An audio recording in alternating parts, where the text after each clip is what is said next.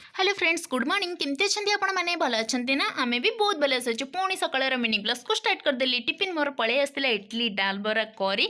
तापर आम छातपुर को जाइलु विटामिन डी पाइबा। हजबैंड कहले टिके हेड रे मसाज कर दियो। मुझे ओके, हाथ में टिके ऑयल लगे मसाज कर दूली। तापर मुझे नाई हेड रिंग अच्छी मसाज से करदेवी, कारण मत भी टिके इजी हम। मसाज रिंग रे टिके करदेली। तापर मो हजबैंड लगी काम रे। ये जो पट आसके होल कर दौरान, कारण टिके पानी लिकेज हेल्ले टिके इजी रहिबो। तापर ये जो आमर माटी किणा होइकी आसतिला, गाँव में तो माटी मिले, आमर तो ये माटी मिलेनी। ये जो माटी किणा होइकी आसतिला, माटी सांगे खत को ए मो हजबैंड ए मिश्रण करदेवे कि माटी सांगे खत को करंतु कि खत सांगे माटी की मिश्रण करंतु, जहाँ भी हेले काम होची गोटे। एटी आमर जो प्लांट थिला टिके सूर्य किरण रे आमर रखी देइथिलु प्लांट गरा को किटे भल हबो बोली।